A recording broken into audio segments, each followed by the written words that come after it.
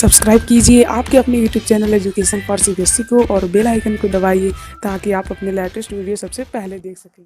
Hello प्यारे बच्चों, आज हम लोग पढ़ने वाले हैं प्रेजेंट कंटिन्यूअस टेंस के बारे में, जो कि बहुत ही आसान होता है। इससे पहले हमने देखा था प्रेजेंट इंडेफिनिट टेंस के बारे में, और साथ ही साथ में हमने ये भी देखा था टेंस क्या होता है, उसके कितने प्रकार होते हैं, साथ में टेंस की डेफिनेशन भी देखी थी। तो चलिए बढ़ते हैं आगे। तो आगे बढ़ने से पहले आप लोग अपनी कॉपी और अपना पेन जरूर ले लीजिएगा ताकि आप लोग कुछ नोट कर सकें जो जो मैं आप लोगों को लिखवाऊँ।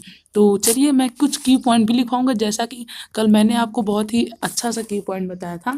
तो आज हम लोग पढ़ने वाले प्रेजेंट कंटिन्यूअस टेंस के बारे में। तो चलिए पहले इसके अफर्मेटिव का हम लोग क्या लिख लेते हैं, स्ट्रक्चर। लेकिन उससे पहले हमें ये बहुत ही ज़्यादा जानना जरूरी है कि प्रेजेंट कंटिन्यूअस टेंस होता क्या है। इसके बारे में एक बेसिक सा आइडिया तो ले ले पहले, तब ना हम लोग पढ़ेंगे। तो देखिए, जब भी कोई भी वर्क यानी कि कोई भी कार्य अगर होता रहता है या फिर कंटिन्यूअस होता है या फिर लगातार होता है या फिर कंटिन्यूअस में होता है, तभी हम लोग उसे प्रेजेंट कंटिन्यूअस टेंस कहते हैं। जैसे कि I am not going to Ranchi, या फिर कह सकते हैं is he going to Ranchi, या फिर are they planning to go Ranchi. तो ये सब जो होता है मतलब कि सेंटेंस, तो इन सभी सेंटेंस में क्या हो रहा है, अभी वर्क जो है वो कंटिन्यू है यानी कि प्रोग्रेस में है। तो उम्मीद है आप लोग को एक बेसिक सा आइडिया लग गया होगा। तो चलिए स्टार्ट करते हैं इसके स्ट्रक्चर के साथ में। तो इसका जो स्ट्रक्चर होता है वो होता है सब्जेक्ट। सब्जेक्ट के बाद क्या आता है बच्चों, is, am, are. Is, am, are क्या है, ये मैं आपको वर्ब वाली वीडियो में बताया था। वर्ब वाली वीडियो ज़रूर जाके देखिए यदि आप लोग उसे मिस कर रहे हो तो। अब बात रही वो कहाँ मिलेगी, वो मिलेगी हमारे इंग्लिश ग्रामर के प्लेलिस्ट में। तो मैं आपको बताया था कि जो इज, एम, आर है, ये क्या होता है, बोलिए। ये होता है बी फॉर्म। इसे बोलते हैं बी फॉर्म, या फिर मेन वर्ब भी, यदि सॉरी, अगर आप इसे हेल्पिंग वर्ब भी बोल रहे हैं तो भी सही है, पर ये बी फॉर्म होता है, ठीक है ना। इसे बी फॉर्म भी बोलते हैं। इज, एम, आर, वाज, वर, ये सभी क्या है, ये सभी है बी फॉर्म।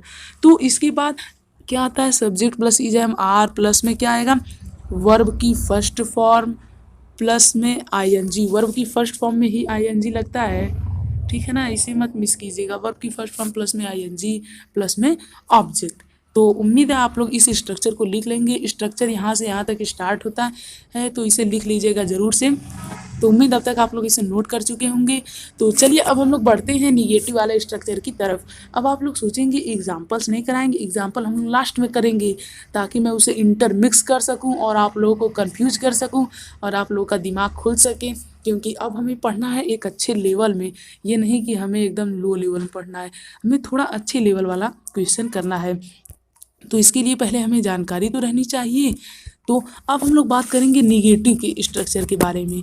तो ये क्या होता है, ये होता है सब्जेक्ट प्लस में वही is, am, are. Is, am, फिर होता है आर, फिर उसके बाद में क्या आएगा, subject plus is, am, are के बाद क्या आता है, नॉट आता है, ठीक। उसके बाद क्या आता है, वर्ब की फर्स्ट फॉर्म।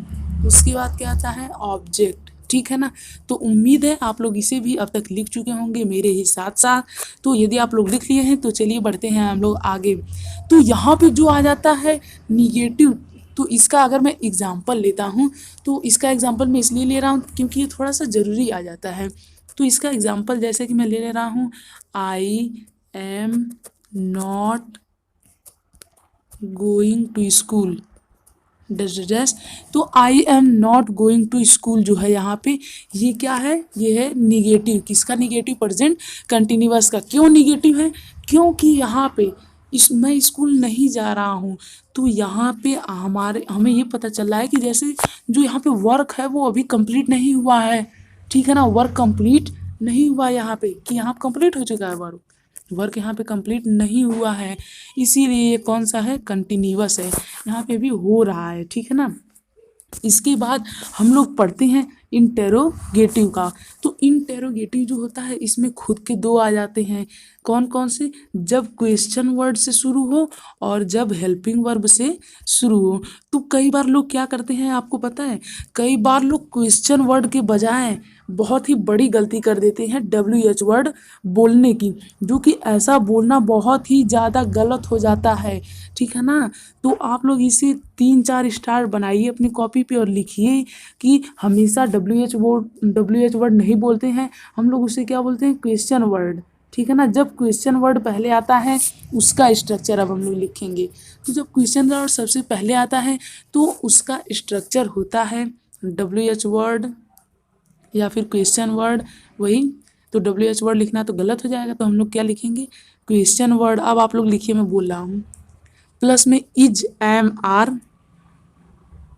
प्लस में इज एम आर, प्लस में सब्जेक्ट, प्लस में नॉट, प्लस में वर्ब की फर्स्ट फॉर्म, प्लस में ING, प्लस में ऑब्जेक्ट।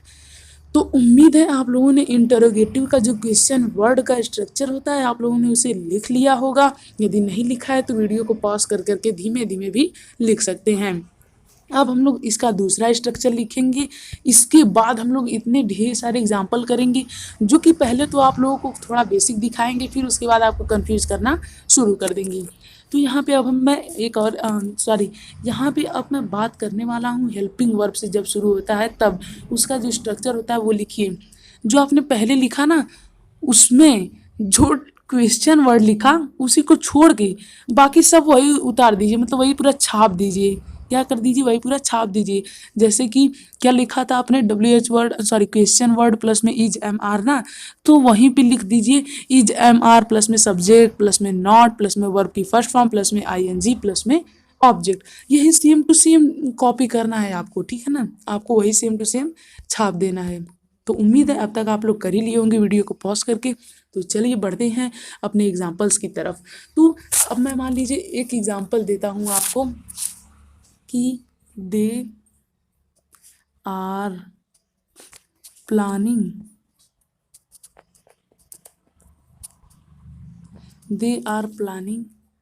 अ पार्टी। आप लोग को बताना है कि इसमें कौन सी गलती है या फिर इस सेंटेंस में क्या गलत है, जल्दी बोलिए।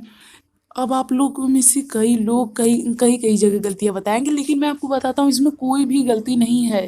ये सेंटेंस पूरा सही है, मैंने आपको सही सेंटेंस दिया था, ठीक है ना। तो चलिए बढ़ते हैं एक और एग्जाम्पल की तरफ। तो जैसे मैं एग्जाम्पल देता हूँ आप लोगों को, आई एम रीडिंग, यानी कि मैं पढ़ रहा हूँ। तो अब आप लोग बताइए इसमें कौन सी गलती है। इसमें भी कोई गलती नहीं है, ये सेंटेंस भी करेक्ट है, ठीक है। तो अब मैं आप लोगों को एक और एग्जांपल देता हूँ। जैसे कि मान लीजिए मैं एग्जांपल के तौर पे ले लेता हूँ, I is painting a picture. तो आप लोगों में से बहुत लोग अभी अभी आंसर दे दिए होंगे। तो यहाँ पे जो गलती है वो आपको सामने नज़र आनी चाहिए, वो है इज। यहाँ पे इज नहीं, यहाँ पे क्या रहेगा, एम रहेगा, ठीक है ना। क्यों, क्योंकि आई के साथ हेल्पिंग वर्ब हमेशा एम ही लगता है। तो उम्मीद है आप लोगों को ये समझ में आ रहा होगा। यदि समझ में आ रहा होगा तो प्लीज़ हमारे चैनल को सब्सक्राइब कर दीजिए, बिल्कुल ही फ्री होता है। और यदि मैं आपको इतना अच्छे समझा रहा हूँ, इतनी मदद कर रहा हूँ आपकी, तो आप भी तो मेरी एक मदद कर ही सकते हैं। तो चलिए लेते हैं हम लोग एक और एग्ज़ाम्पल। जैसे कि मान लीजिए मैं एग्ज़ाम्पल के तौर पे लेता हूँ, my aunt are coming tomorrow. तो बताइए इसमें कौन सी गलती है।